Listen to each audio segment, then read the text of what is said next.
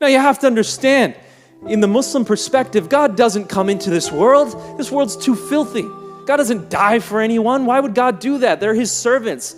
He's God. He's created the universe. He's majestic. Why would he do any? He would never do any of that. And the answer is he would, because he loves them that much. They're worth that much to him. And the creator of the universe, the one who's worshiped by angels for all eternity, they're all worshiping him. And he comes into this world for us, to die for us. What?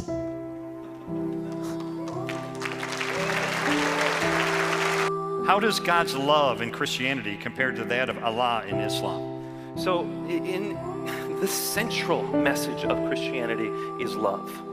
That is the reason why God created this world, so that he can be in relationship with us, so we can be in relationship with him. And most Western thinkers think that all the religions teach that. So it's the same. But that's a very unsubstantiated position. Right. Some Muslims will refer to the 99 names of Allah and say, look, one of them is Al-Wadud, one of them is the loving God. But that's devoid of semantic content, when repeatedly in the Quran it says over and over again, God does not love this person, God does not love that person. Whereas the God of the Bible is absolutely loving. He loves all people. And love is the reason why Jesus came to this world. Love is the reason why Jesus died on the cross. Love is the reason why Matthew 28 says, go out and make disciples of all nations. Love is the driving ethic of Christianity. That's not the case in Islam. While we were still sinners, Christ died for us. While we were yet his enemies, Christ died for us. He set the example for us. Look, if we are in him, we know we have eternity secured. We are going to be in heaven forever. That's the promise he has given us. What that means is there are 5 billion people in this world who are worse off than we are. Every single one of them. And we are here to be God's hands and feet. Christ tells us this. He says, everything I have done, you shall do, and greater still. He says, what he does, we're supposed to do it. If your enemy is hungry, give them something to eat. If they're thirsty, give them something to drink. Love them, because I loved you when you were my enemy. You call yourself a follower of mine? Do what I did. But I also know, Betsy, that Jesus is not God. And she says, no, Nabeel, that's the most important part. Jesus is God. And I said, really, do you actually believe that? You know, if you want to see what Jesus says about himself, why not go to the Gospel of Mark, where Jesus is going through the towns and villages in Galilee, and he could do no miracles. Are you telling me God can't do miracles? What about in the Gospel of Luke, where it says Jesus grew in wisdom and in stature? How can God grow in wisdom and in stature? And as I'm sharing these things with her, I'm seeing her confidence wane, because she hasn't thought about these things before. And I saved the biggest one for last. I said, Betsy, if you want to quote the Gospel of John, why not go to that verse where Jesus says, the Father is greater than I? I would believe Jesus if I were you. God is greater than he is. Now, if you want to know about Jesus, ask me about Islam, and I will share Islam with you. When I was a Muslim, I used to challenge Christians by saying things like, the word Trinity is not found anywhere in the Bible. I'd say things like the doctrine of the Trinity developed over hundreds of years. But the reason why that felt strong to me was because I was not consistent in my criticism. If I applied the same critical thoughts to Tawheed, here's what I would have found. The word Tawheed is not found in the Quran.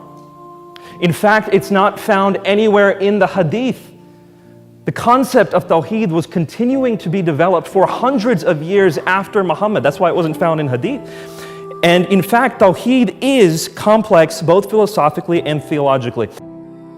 By the way, I have some books I've written on this. If this is of interest to you, this is my heart story. This is everything I've poured my life into, is the evidence for Christianity and Islam.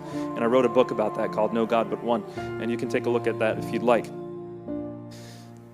So I bowed my knee. And I prayed. Well, no one had told me about a sinner's prayer. I've been with David for 4 years. No one told me about a sinner's prayer. But I prayed. I gave my life to Christ in that moment.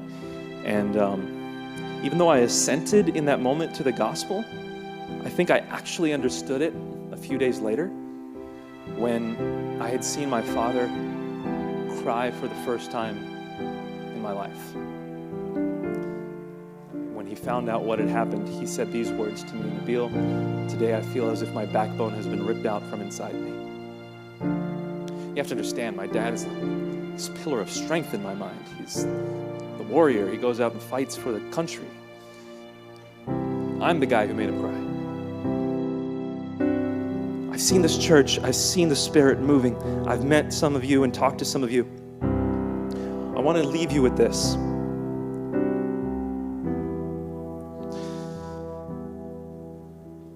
"11 years to the day after I gave my life to Christ, I was diagnosed with cancer. Stage 4 stomach cancer. They call it terminal. They said average lifespan is 9 months. And I fell on my face every single day after that diagnosis saying, God, don't take me away from my daughter. My daughter's 1 year old. Don't take me away from my wife. And then I went back to the Gospels to study what I knew. Like we said, if God chooses to heal him, that is, I know all of our prayers. But as your family, I can tell you there'll be many in this room that will continue to pray for you. You are welcomed here. I thank you for being a man of courage, but a man of honor, that you kept your word. That when you got sick, we understood completely and we prayed for you then, but for you to come back in the midst of this and going to scans tomorrow, that was huge. But God used you. In all these services at Orange, he was simulcast in. God's used you this morning, and I just am going to pray that he heals him so he can continue to use him in great ways. If you were born in a family where the genealogy was broken, where your parents had what was seen as an illegitimate relationship, or if you have bared that your whole life, you don't have that kind of honor that a lot of other people have, or if you have been working with your hands to make ends meet, to get paycheck to paycheck, if you have poured your life into someone who betrayed you after having said that they would be with you till death, if your body is broken and you're saying, God, why me? This is not a God who stands back and judges you in the midst of all that. This is a God who rolls up his sleeves and says, I love you, son. I love you, daughter. And I'm going to walk with you in this. Right next to you.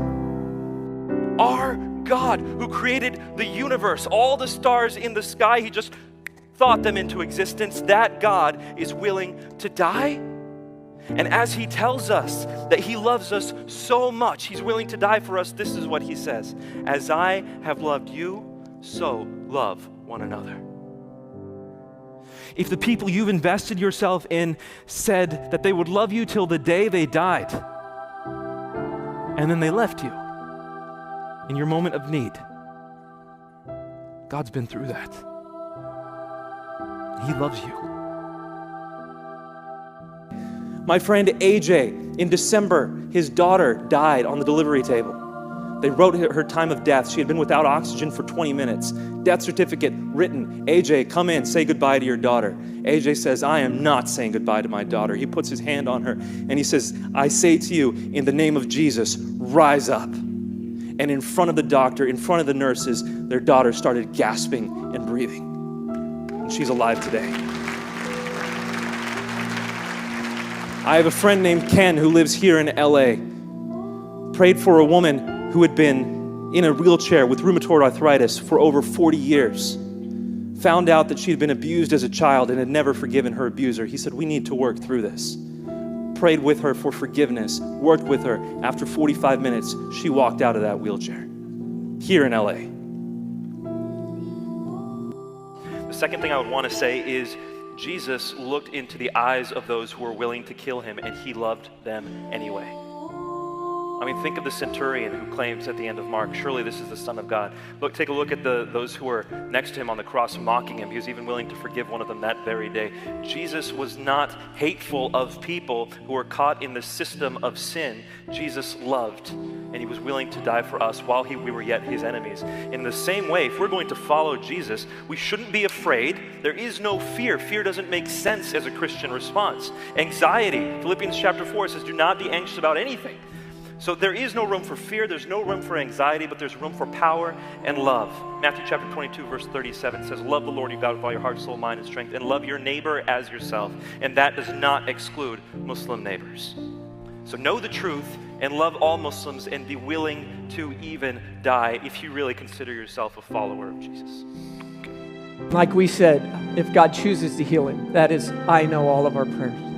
But as your family, I can tell you there'll be many in this room that will continue to pray for you. You are welcomed here. I thank you for being a man of courage, but a man of honor, that you kept your word. That when you got sick, we understood completely and we prayed for you then, but for you to come back in the midst of this and going to scans tomorrow, that was huge. But God used you.